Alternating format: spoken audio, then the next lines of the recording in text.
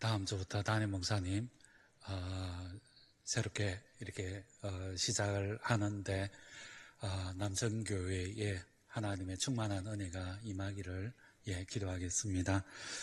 미국 조지아주 현대차 LG 배터리 공장에서 우리 일하시던 분들이 구금이 되고 추방이 되는 그런 일들이 있었습니다. 이 사건이 미국에 있는 한인 사회에 굉장히 큰 파장을 일으켰습니다. 이유는 2025년 1월 달에 뉴욕타임즈에 한 기사가 실렸는데 미국에 살고 있는 한인들 가운데 11만 명이 추방을 당할 수 있다라는 기사가 미리 나왔기 때문인 것입니다. 11만 명, 이분들이 한꺼번에 한국으로 오시는 것도 굉장히 큰 사회 문제가 될 수가 있습니다. 얼마 전에 뉴스에서 대한민국의 여권 파워가 세계의 2위로 이렇게 기록되어진 것이 기사가 났습니다. 싱가포르 다음으로 전 세계적으로 대한민국의 여권을 좋아한다는 것입니다. 한국 사람이 해외에 갈 때 문제를 일으키지도 않고 한국 사람들이 그 나라의 경제에 도움도 되기도 하고 한국만큼 이렇게 좋은 나라가 없다라는 그런 반면에 사실이기도 한 것입니다. 그런데 우리 한국 여권을 가지고 있는 사람들이 미국에서 이런 취급을 당함을 통하여서 우리 한국 사람들도 충격을 많이 받았습니다. 어디를 가도 환영받고 있는 우리 한국 사람인데 우리의 정체성이 무엇인가 그 갈등을 하고 있는 시점이기도 합니다. 저도 남아공에서 유학 생활을 할 때 1년에 한 번씩 학생 비자를 갱신해야만 했습니다. 제가 공부했던 대학교는 아프리카에서 최초로 세워진 대학교였고 굉장히 유수가 깊은 그런 학교였습니다. 국제 학생들만 3천, 4천 명이 넘는 큰 학교였음에도 불구하고 매년마다 이민국에 가서 범죄자처럼 신문을 받기도 했습니다. 비자를 받는 그 자체가 너무나 큰 힘듦이었고 고통이었습니다. 비자 문제는 외국에 있는 모든 사람들이 경험하는 일들입니다. 짐바브웨에서 비자 문제 때문에 제가 인도로 삶의 터전을 옮겨야 했고 인도에서 사역을 하다가 비자 문제 때문에 추방되어서 한국으로 나와야만 했습니다. 사랑하는 두 딸이 인도에 있었음에도 불구하고 저의 모든 재산이 인도에 있음에도 불구하고 저희들은 빈손으로 인도에서 나와야만 했던 것입니다. 한국 땅에 살고 있는 저는 대한민국이 너무너무 고맙고 감사합니다. 지켜주고 보호해주고 그리고 차별과 편견 가운데 살지 않도록 도와주는 대한민국이기 때문인 것입니다. 때때로 우리가 여권을 들고 해외에 가면 우리는 환영을 받습니다. 그러나 조금이라도 장기 체류를 하려고 하면 따가운 시선을 받을 수밖에 없습니다.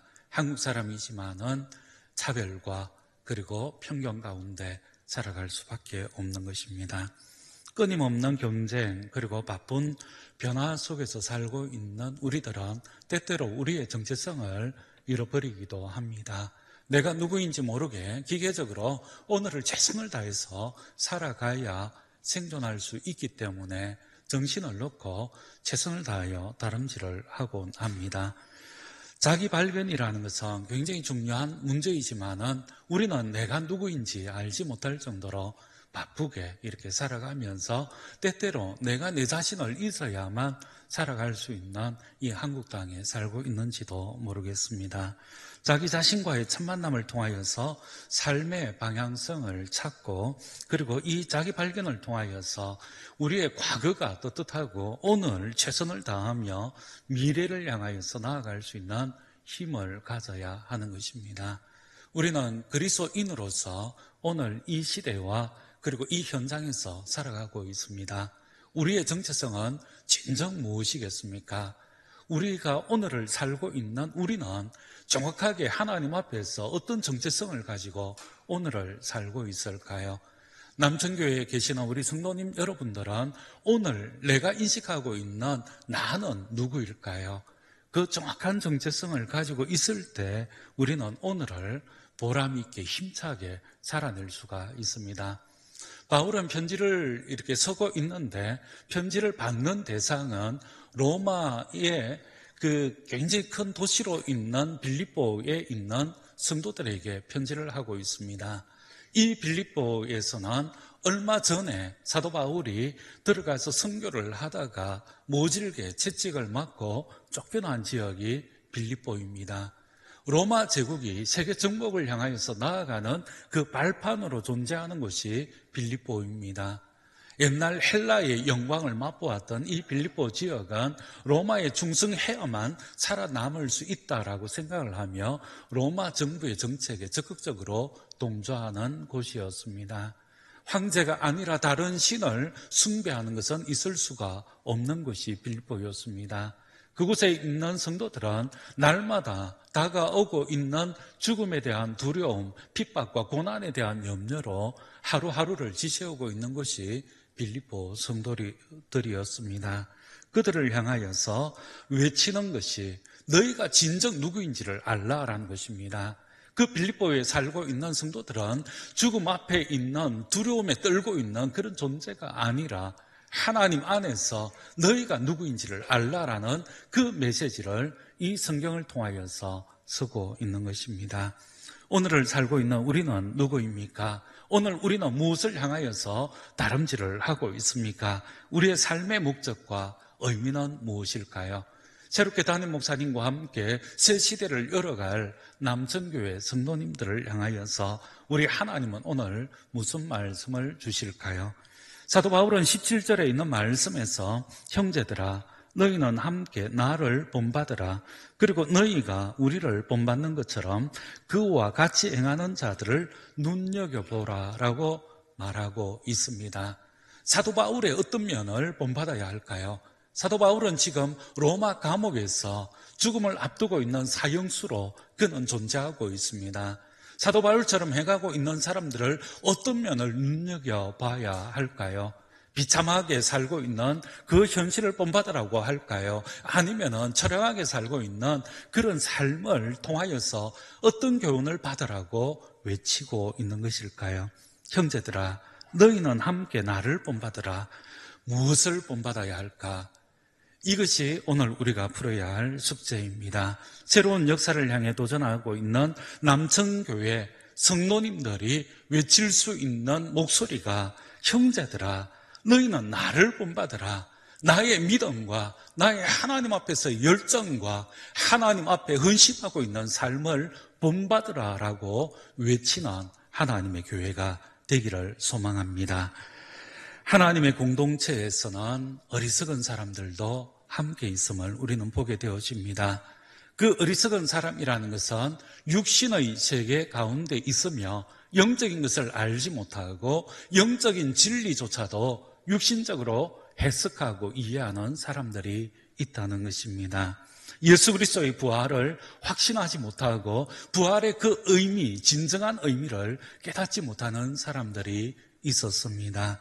그 사람들이 하는 모든 일들은 육신적으로 행하며 사회적인 기준과 방편으로 모든 것들을 변화시키는 사람들이었습니다. 제가 복음병원에서 몇 번 언급한 예화입니다. 한 목사님이 목회가 가시밭길처럼 느껴졌습니다. 아무리 해도 힘들고 고달팠습니다. 그래서 모든 것들을 다 내려놓을까 고민을 하다가 안식월을 정해서 프랑스로 가게 되어졌다는 것입니다. 프랑스에서 가장 유명한 것이 무엇이 있는가 찾아보다가 모나리자 그림을 보면 뭔가 속이 시원할 것 같아서 긴 줄을 서서 기다리면서 모나리자를 보기 위해서 이렇게 천천히 다가갔던 것입니다. 정작 몇 시간 동안 기다려서 모나리자 앞에 갔는데 보여지는 그림이 자그마한 그림 하나가 보여졌던 것입니다. 목사님이 순간적으로 마음속에 든 것이 에게 저게 모나리자야, 에게 저게 볼품이 있는 그림인가?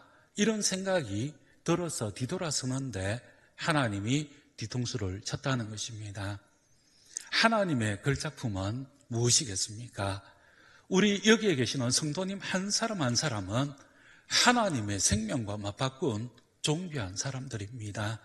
예수 그리스도께서 그 모든 고난과 역경과 그리고 그 고초를 통하여서 모든 피를 쏟을 만큼 하나님께서 사랑하신 한 사람 한 사람이 여러분들 한 사람 한 사람들인 것입니다. 그런데 이 목사님은 목회를 하다가 교회 안에서 만나는 이 어린아이와 같은 사람들을 바라보면서 에게 참 볼품없는 사람이네, 이런 식으로 생각을 해왔다는 것을 그 모나리자 앞에서 경험하게 되어진 것입니다. 하나님 앞에서 살아가기 위해서 모든 일정들을 취소하고 호텔방에 들어가서 엄청 울고 불고하면서 하나님 앞에 회개를 했다라는 이야기를 들은 적이 있습니다. 우리가 인간적으로 생각을 할 때에 하나님을 발견할 수가 없습니다. 인간적인 것을 벗는 것이 그리스도인의 첫 번째의 과제입니다. 18절 19절에 있는 말씀에서 내가 여러 번 너희에게 말하였거니와 이제도 눈물을 흘리며 말하노니 여러 사람들이 그리스도의 십자가의 원수로 행하느니라. 그들의 마침은 멸망이요 그들의 신은 배요 그 영광은 그들의 부끄러움에 있고 땅의 일을 생각하는 자라고 말하고 있습니다. 사도 바울은 눈물을 흘리며 다시 빌립보 성도들에게 외치는 소리가 있는데, 우리가 우리가 육신의 몸을 벗는 것이 중요하다는 것입니다.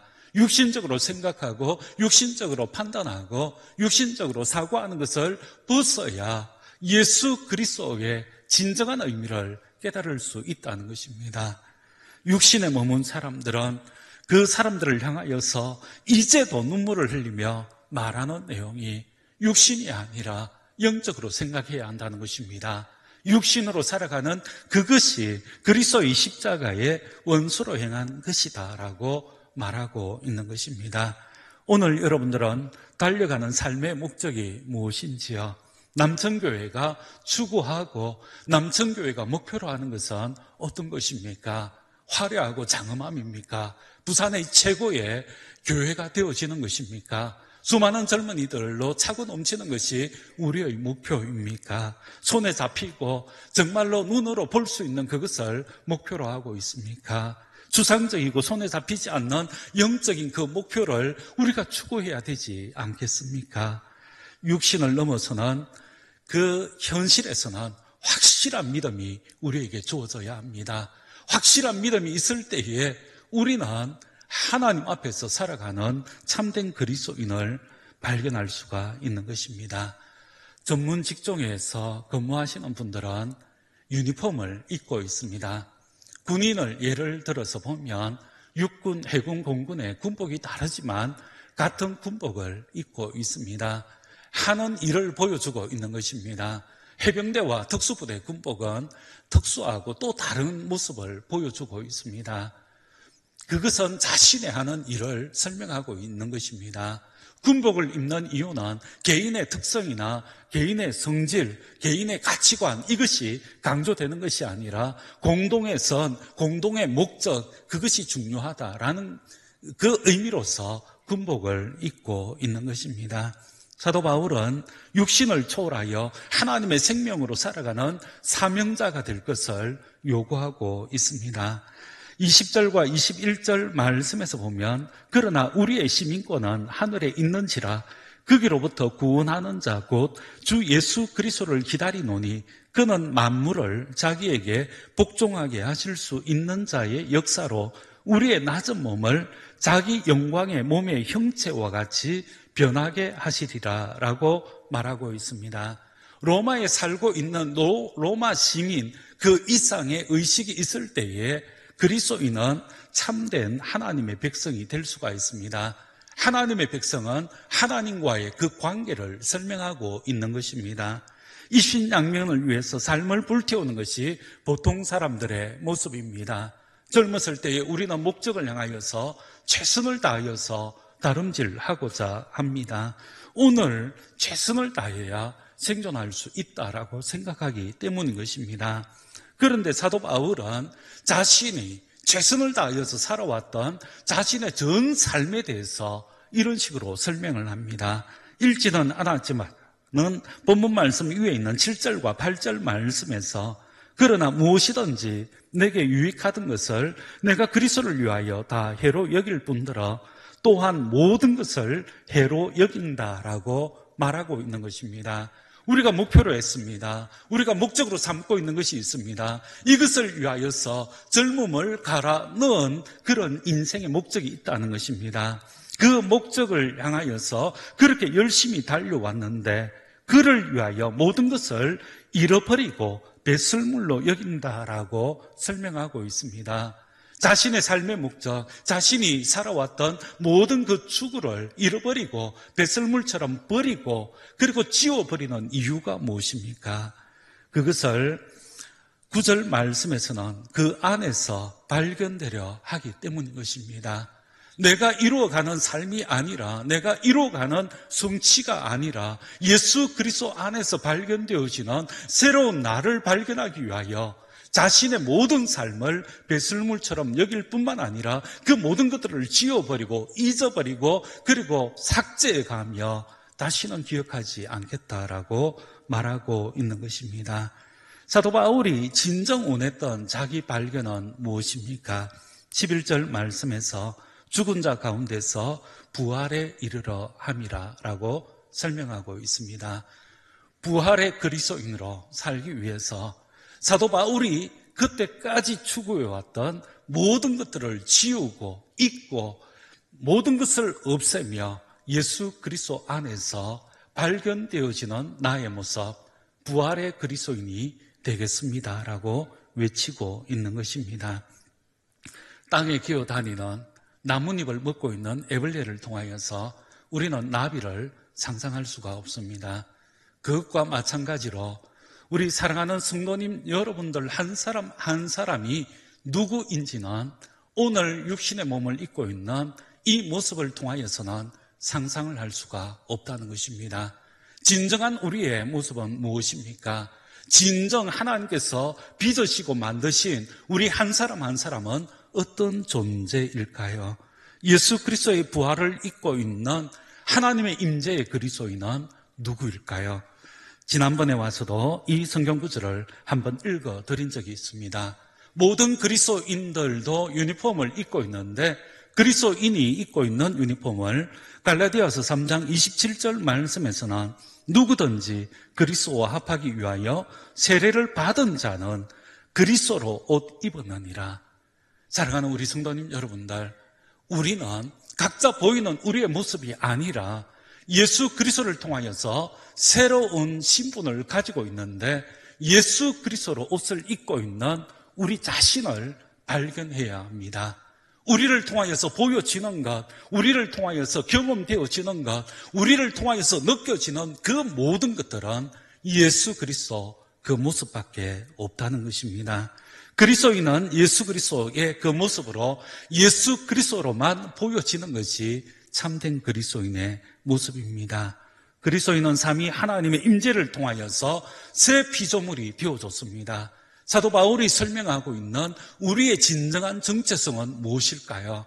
우리의 이름으로 우리의 개성과 우리의 독특함이 드러나고 있는 우리의 모습이 아니라 하나님께서 원하시는 우리의 정체성은 갈라디아서 3장 26절에 있는 말씀에서 너희가 다 믿음으로 말미암아 그리스도 예수 안에서 하나님의 아들이 되었다라고 선포하고 있습니다. 사랑하는 우리 성도님 여러분들, 힘들게 오늘을 살고 계십니까? 오늘 여러분들은 무엇 때문에 고통스러운 신음을 내뱉고 있습니까? 오늘 어떤 것이 우리의 발걸음에 걸림돌이 되고 있습니까? 우리 하나님께서 우리를 하나님의 거룩한 아들들로 세우시기 위하여서 예수 그리스도를 십자가에서 헌신하고 희생하고 포기하면서 우리 한 사람을 한 사람을 불러주셨습니다. 오늘 우리의 삶의 모습을 통하여서 드러나고 나타나는 것은 예수 그리스도의 그 모습이고 하나님의 거룩한 아들됨으로 오늘 이 시간을 살아가야 한다는 것입니다. 이것이 사도 바울이 빌립보서를 통하여서 설명하고 있는 부활로 사는 그리스도인의 정체성입니다. 이 빌립보서는 감사와 감격의 서신이지만은 부활의 서신이라고 할 수가 있는 것입니다. 그리스도인의 존재 이유는 예수 그리스도의 존재 이유와 동일합니다. 에베소서에서 사도 바울은 조심스럽게 그리스도인의 정체성에 대해서 길게 설명하고 있습니다. 신성모독으로 돌에 맞아 죽을 수 있는 그런 비밀스러운 내용을 이렇게 설명을 합니다. 에베소서 1장 4절에서 6절에 있는 말씀, 곧 창세전에 그리스도 안에서 우리를 택하사 우리로 사랑 안에서 그 앞에 거룩하고 흠이 없게 하시려고 그 기쁘신 뜻대로 우리를 예정하사 예수 그리스도로 말미암아 자기의 아들들이 되게 하셨으니, 예수 그리스도로 말미암아 자기의 아들들이 되게 하셨으니 이는 그가 사랑하는 자 안에서 우리에게 거저 주시는 바 그의 은혜의 영광을 찬송하게 하려는 것이라 라고 설명하고 있습니다. 사랑하는 우리 성도님 여러분들, 우리의 새로운 정체성, 그것은 하나님께서 우리를 자녀로 불러주셨다는 것입니다. 바울 신학에 있어서의 굉장히 중요한 주제 가운데 하나가 휘오스투 데우라는 하나님의 아들됨에 대한 주제인 것입니다. 사도 바울은 육신으로 살고 있었지만은 빌립보 성도들을 향하여서 너희는 나를 본받으라 라고 했던 이유가 바로 여기에 있습니다. 사도 바울의 달라진 그 정체성을 통하여서 사도 바울은 이렇게 설명을 하고 있습니다. 새로운 존재로 살기를 원했던 것입니다. 그 새로운 존재에 대해서 고린도서 5장 15절에 있는 말씀에 그가 모든 사람을 대신하여 죽으심은 살아있는 자들로 하여금 다시는 그들 자신을 위하여 살지 않고 오직 그들을 대신하여 죽었다가 다시 살아나신 이를 위하여 살게 하려 하심이라. 그리스도인은 더 이상 우리의 육신으로 살기를 고집하지 않습니다. 우리는 살아있는 존재입니다. 예수 그리스도가 우리를 위하여 죽으시고 살아나신 그 이후에 선물로 빚어주신 새로운 존재로 살아가고 있는 사람들입니다. 그렇게 사는 것이 우리의 목적이라는 것입니다. 그 삶의 목적을 추구하고 있는 우리들은 고린도서 5장 16절에 있는 말씀에서 그러므로 우리가 이제부터는 어떤 사람도 육신을 따라 알지를 아니하노라. 어떤 사람도 육신으로 알지를 않는다는 것입니다. 이게 무슨 말씀일까요? 세상에 있는 모든 사람들을 하나님께서 빚으시고 하나님께서 창조하시고 새롭게 하시고 하나님께서 출생하신 하나님의 거룩한 자녀들로 바라본다는 것입니다. 분쟁이 어디서 생길까요? 사람 대 사람으로 만나면 우리는 미워할 수 있습니다. 정오할 수가 있습니다. 원수처럼 여길 수가 있습니다. 그런데 예수 그리스도 안에서 새롭게 빚어진 모든 성도들은 예수 그리스도의 심장과 마음으로 세상에 있는 모든 사람들을 바라보게 되어지는 것입니다. 마음이 청결한 자는 복이 있는데 하나님을 볼 것이라고 설명하고 있습니다. 예수 그리스도의 마음과 예수 그리스도의 심장을 가지고 있는 모든 사람들은 더 이상 세상에 있는 모든 사람들을 육체로 보지 않습니다. 하나님이 지으신 거룩한 하나님의 형상과 모양으로 여기게 되어지는 것입니다. 원수까지 사랑할 수가 있으며 핍박하는 자를 위하여 기도할 수 있는 이유가 바로 여기에 있습니다. 존재하고 있는 모든 사람들을 하나님의 거룩한 형상과 모양으로 보기 때문인 것입니다.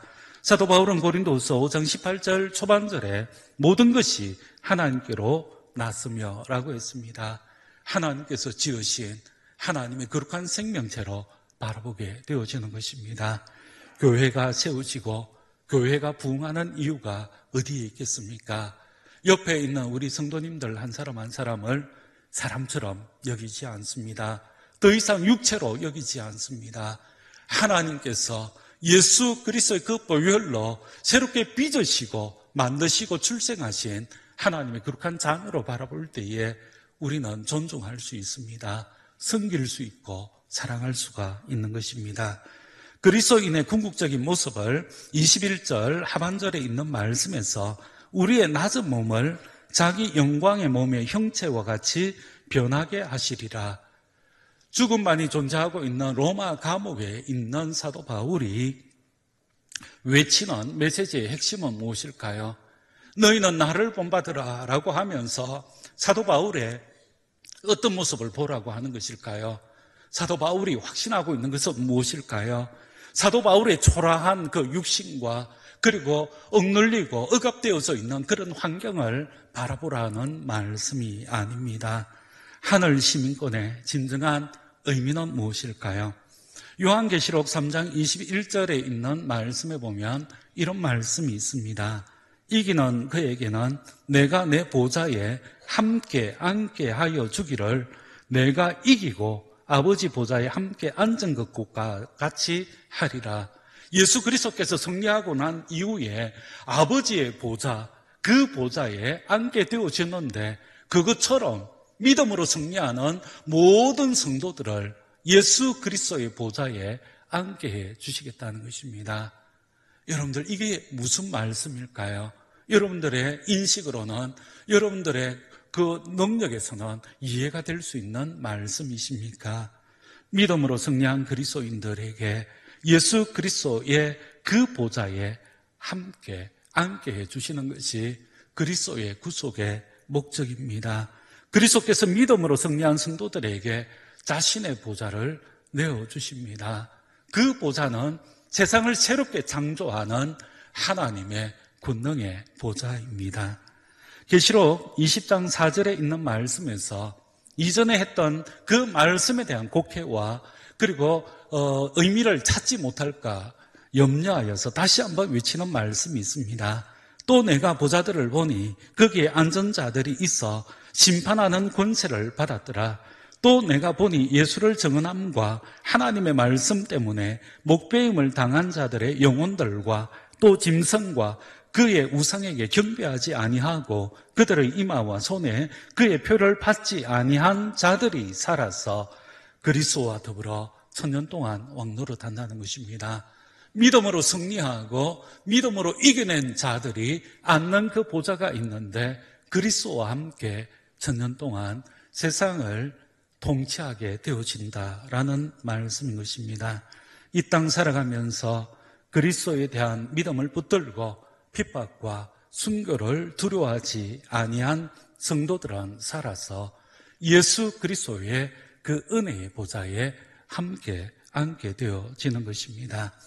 사도 바울이 설명하고 있는 자기 영광의 몸의 형체와 같이 변화된다라는 것이 바로 이런 것을 설명하고 있습니다. 사랑하는 우리 남천교회 성도님 여러분들, 우리는 한 사람 한 사람의 개체적인 인격체로 이 땅을 살고 있습니다. 사도 바울이 염려하며 눈물을 흘려가며 여러 번 애원하고 부탁하고 그리고 메시지로 선포하는 것이 무엇입니까? 이 육체로 살아서는 안 된다는 것입니다. 어떤 의미입니까? 예수 그리스도로 옷을 입고 있는 하나님의 거룩한 영광의 자녀, 하나님의 영광의 몸의 형체를 입고 있는 참된 그리스도인으로 이 시대 가운데 이 현장에서 살아가야 한다라는 메시지인 것입니다. 사도 바울은 육신으로 말미암아 핍박과 환난을 직면하고 있는 그 빌립보에 있는 성도들에게 이 말씀을 전달하고 있는 것입니다. 이 말씀을 전달하기 위하여서 예수 그리스도가 어떤 모습으로 이 땅 가운데 오셨고 예수 그리스도의 그 모든 세계관과 정신이 무엇인지를 3장에서 굉장히 사실적으로 상세하게 설명하고 있는 것입니다. 그 그리스도의 모든 사역과 그리고 그 모든 역사를 통하여서 만들어낸 걸작품이 있는데 그것이 우리 한 사람 한 사람이라는 사실입니다.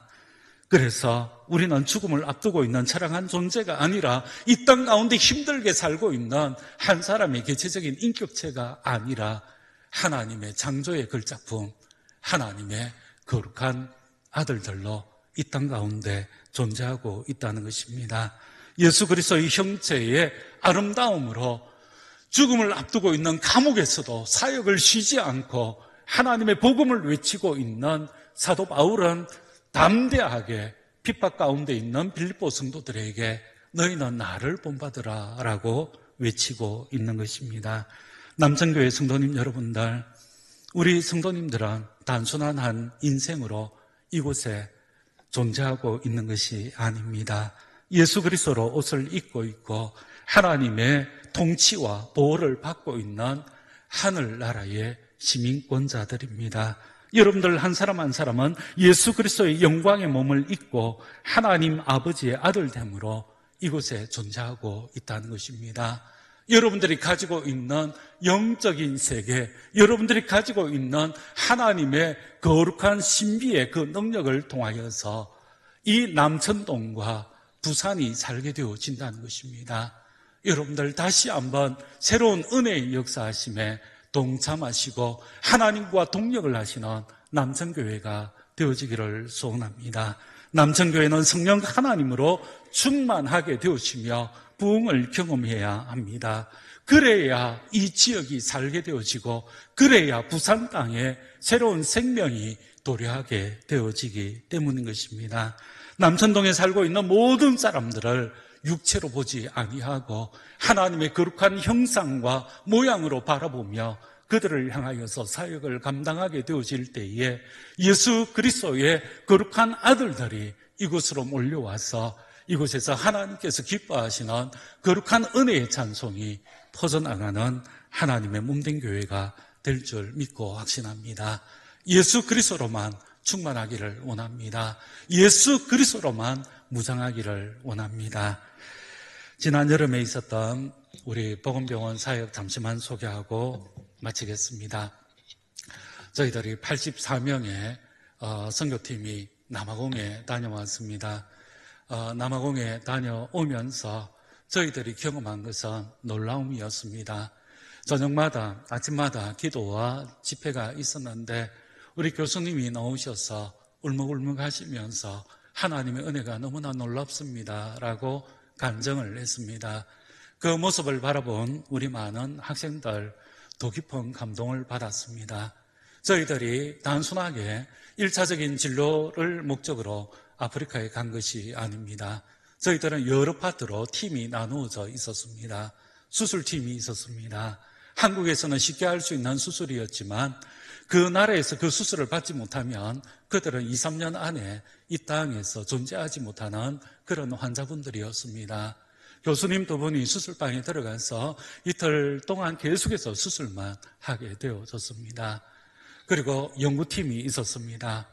옛날에 한 몇십 년 전만 해도 우리 한국 땅에서 우리 어머니, 이모, 고모가 자궁경부암을 통하여서 목숨을 많이 잃었습니다.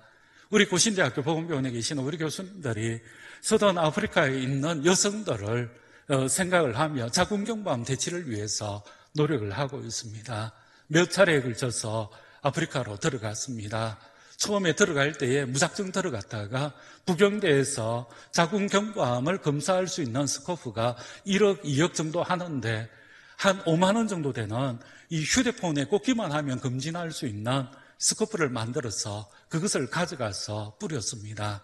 그런데 그것을 검사하고 그것을 사진 찍어서 이 복음병원에 보내고 이렇게 하는 것이 너무나 어렵고 힘든 작업이었습니다. 부산에서 부산은행만큼 이 시총 크기가 있는 리노공업에서 그 회장님께서 특별하게 우리 복음병원에 현미경을 하나 만들어 주었습니다. 우리 한국에 있는 복음병원 병리과에서 이렇게 조작을 하면은 그 현미경이 원격으로 조정이 되었습니다. 그것을 가져갔습니다. 에스와티니에 있는 의사들 다 놀랐습니다. 남아공의 몇몇 의사들도 놀랐습니다. 그런데 근본적으로 이것이 문제 해결이 되지를 못했습니다. 위처대학 찾아가서 위처대학은 남아공에 있는 의대를 가지고 있는 큰 대학입니다. 그곳에 있는 산부인과 교수님들과 병리과 교수님들을 모아서 시연을 했습니다. 깜짝 놀랐습니다. 이 사람들이 무엇 때문에 아프리카에 왔을까? 우리를 그냥 사기꾼처럼 이렇게 보기도 했습니다. 그런데 같이 이번에 에스와티니에 가서 심포지움을 했습니다. 에스와티니에 있는 의사들을 불러 모으고 보건복지부의 관계자들을 불러 모아서 심포지움을 했습니다. 그래서 우리 위처대 교수님들을 2주 전에 우리 복음병원으로 모셨습니다. 복음병원에서 하고 있는 이야기를 듣더만 그분이 마지막으로 하신 말씀이 있습니다. 정말 놀랬다는 것입니다. 세계에 있는 어떤 대학도 어떤 병원도 하지 못하는 일을 복음병원이 하고 있다는 것입니다. 자기의 영광과 자기의 유익을 위해서 노력을 해야 될 그 대학이 아프리카 땅에 살고 있는 사람들을 고치고 그리고 그들의 생명을 연장하기 위하여서 한 명의 여성이 살아날 때에 그 주변에 있는 가족들 7명, 8명이 살 수 있다는 목표를 가지고 아프리카에 그 많은 돈을 들어가면서 오는 것에 대해서 놀랐다는 것입니다. 그러면서 가면서 자궁경부암 퇴치를 위해서 위처 대학은 가지고 있는 모든 역량을 동원하여서 고신대학과 함께 아프리카 여성들의 건강을 위해서 노력을 하겠다, 그 말을 했습니다. 이번에 갈 때에 84명 가운데 15명은 예수 그리스도에 대해서 들어보지도 못하고 교회 출석하지도 못했던 안 믿는 우리 학생들이 동참하게 되어졌습니다. 교수님들의 헌신과 교수님들의 눈물, 간증을 들으면서 가장 큰 변화는 이 학생들이 변화되기 시작을 했습니다. 돌아왔습니다. 전부 교회에 출석하고 있고 새신자 교육을 받고 있습니다. 놀라운 일이 아니겠습니까? 우리 고신대학교 의과대학은 의과대학입니다. 복음병원은 치료하는 병원입니다. 그런데 엄청난 금액을 들어가면서 일을 하는 이유가 어디에 있겠습니까? 고신대학 주인이 남천교회이기 때문인 것입니다. 여러분들이 가지고 있는 믿음의 비전, 그리고 영혼에 대한 사랑, 그것이 전달되어서 고신대학교는 존재하는 동안에 아버지 하나님의 거룩한 영광과 생명 창조를 위해서 나아가고자 하는 것입니다. 우리 학생들은 돈이 없습니다. 아르바이트해서 그 회비를 충당하기 위해서 노력을 했습니다. 학생들에게 받았던 돈은 140만 원이었습니다. 아프리카 가는 비행기 표값도 거의 되지 않는 비용이었습니다. 우리가 부족한 금액이 1억이었습니다. 저는 걱정이 많이 되어서 이 일을 어떻게 할까 고민을 했습니다. 그런데 교수님이 오셔서 하시는 말씀이 왜 그걸 우리와 의논하십니까? 목사님이 하나님과 늘 가까이 있는데 아버지 하나님께 부탁해 보세요. 그래서 용기를 가지고 1억 모으기로 이렇게 결심을 하고 기도하면서 나갔습니다. 하나님의 손길은 며칠 만에 그 모든 것들이 다 채워졌습니다. 하나님의 놀라운 은혜, 하나님의 놀라운 감격을 경험하고 왔습니다. 한국에 오기로 했는데 오지 못한 교수님 한 분이 계십니다. 르완다에서 부족 전쟁을 통하여서 난민이 되었습니다. 중학교 때 그 전쟁을 통하여서 피난민 신세가 되어서 아프리카 이 나라 저 나라 떠돌아다니면서 살았습니다. 그 가방에는 아프리카에서는 이 졸업 증명서와 성적 증명서 한 부밖에 없습니다. 자기가 보관하지 않으면 그거 잃어버리면 모든 역사가 사라집니다. 그것을 생명처럼 가슴에 안고 있으며 나는 의대에 들어가겠다, 그 결심을 하면서 도망 놓은 소년 한 명이 있었습니다. 남편이 죽고 자식이 죽은 그 길바닥에서 무릎을 꿇고 기도하고 있는 한 여인의 모습을 통하여서 하나님의 살아계심을 확신했습니다. 그래서 열심히 공부를 했습니다. 열심히 살아가고 있는 그 모습을 바라보면서 난민촌에 있었던 한 분이 아프리카 남아공으로 데려가서 공부시키기로 결심을 하고 위처 대학에서 의대를 졸업하고 박사학위를 받아서 교수가 되었습니다. 남아공에 오기로 대한민국에 오기로 했지만 비자 문제가 안 되어서 못 왔습니다. 영상을 보내왔습니다.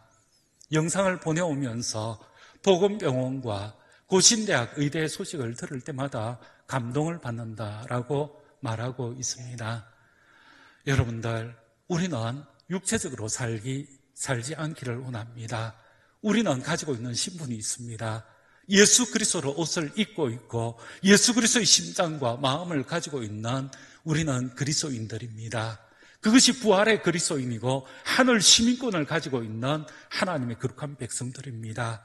여러분들이 선포할 때에 그 말씀을 역사되게 하시는 하나님이 우리의 편으로 우리와 동력하고 계십니다. 남천교회 큰 부흥을 통하여서 이 남천동뿐만 아니라 부산 땅에 새로운 하나님의 은혜의 물결을 일으키게 되어지는데 귀하게 쓰임받는 하나님의 교회 되어지기를 소원합니다. 복음배원을 위해서도 기도해 주십시오. 복음병원이 복음으로 존재하고 여러분들과 같은 뜻, 같은 비전을 가지고 열방과 방백을 향한 하나님의 도구가 될 수 있도록 기도 부탁드리겠습니다. 하나님의 거룩한 아들들로 이 하루의 삶 그리고 우리의 일생을 주님 앞에 올려드리는 거룩한 하나님의 군속들 다 되시기를 주님의 이름으로 축복합니다.